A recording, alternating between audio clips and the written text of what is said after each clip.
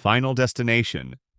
Alex thinks stepping off the plane saved his life, but the moment the explosion happens, the sequence has already started. Alex Browning has a violent premonition of Flight 180 exploding midair. He panics, gets removed along with a few classmates, and minutes later the plane explodes exactly as he described, leaving no survivors behind and confirming every detail of his vision. Then the pattern begins. One survivor dies, then another, then another.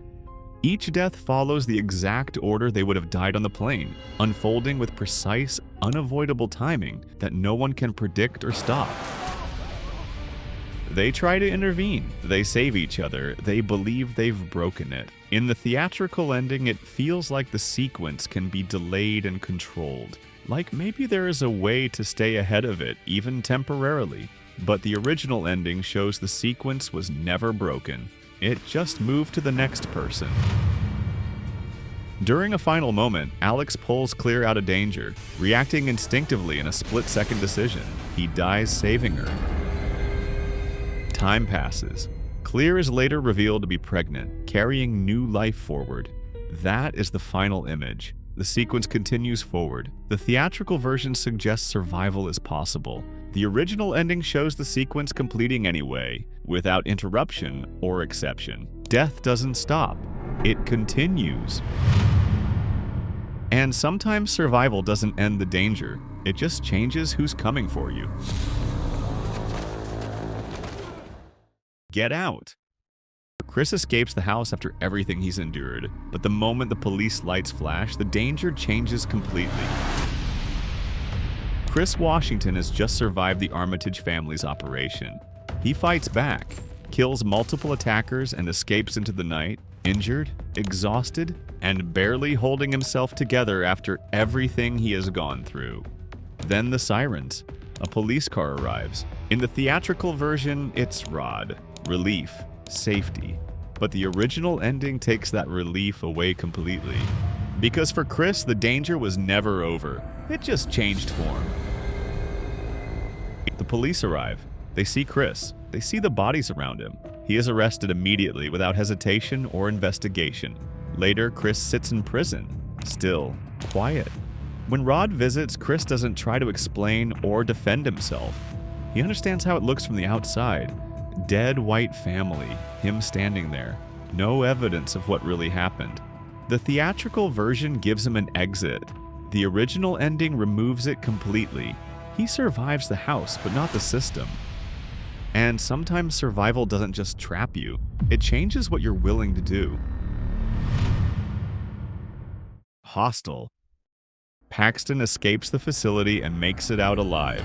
But the moment he sits and watches, his behavior changes completely. Paxton survives the torture network where wealthy clients pay to kill tourists. He fights his way out, injured and shaken, and later tracks down one of the men responsible for what happened to him.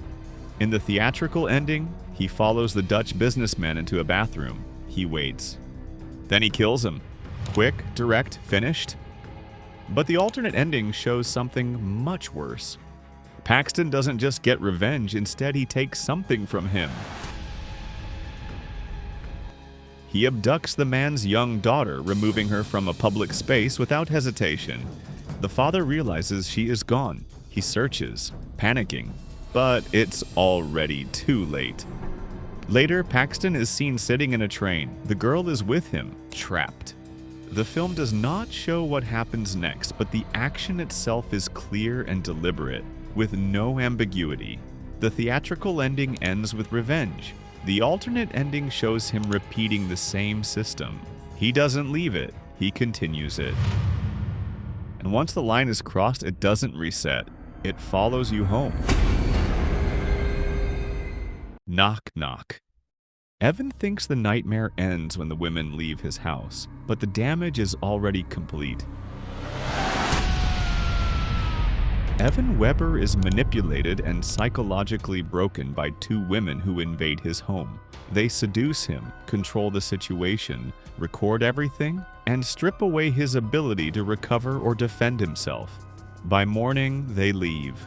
In the released version, Evan is left buried alive in his own yard, unable to move or fix anything that has already happened. The recordings exist. The damage is already done and cannot be reversed or hidden. But the alternate version doesn't end the story. It gives Evan a way back in. Evan survives. He eventually frees himself and begins tracking the two women. Using the GPS from his dog's collar, he is able to locate them. When he finds them, they are already inside another home, with another man. The same pattern is starting again. Evans walks up to the door. He knocks. Cut to black. The outcome is not shown, but the implication is clear. The theatrical ending shows total humiliation and destruction. The extended version shows survival, awareness, and the possibility of revenge. But it also shows something else. The cycle doesn't stop. It continues.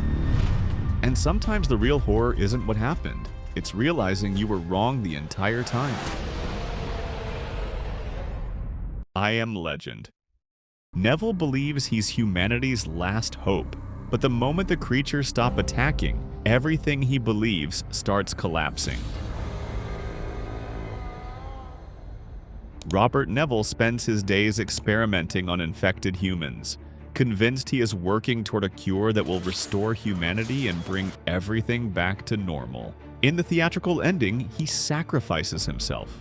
He gives the cure to the survivors, he dies as a hero, believing he succeeded in saving what was left. But the alternate ending changes everything. Neville wasn't saving them, he was hunting them. The infected gather outside his home. They don't attack blindly. They focus on the female Neville captured earlier and react with intent. They show signs of recognition and connection. Neville realizes what is happening. He brings her out. He releases her. The creatures take her and leave together. No attack, no violence. The moment changes everything. The theatrical version shows him saving humanity. The alternate ending shows he misunderstood them completely. He wasn't the savior. He was the threat. And once understanding breaks, it doesn't matter anymore, because the next story doesn't explain anything. Paranormal Activity. The camera captures every night as things get worse. But the story doesn't end with the possession. Katie and Micah document a demonic presence in their home. Each night escalates with movement, sounds, and behavior, becoming more aggressive and harder to ignore. In the theatrical ending, Katie kills Micah. She stands over his body, cut. But the original ending doesn't stop there. It shows what happens after.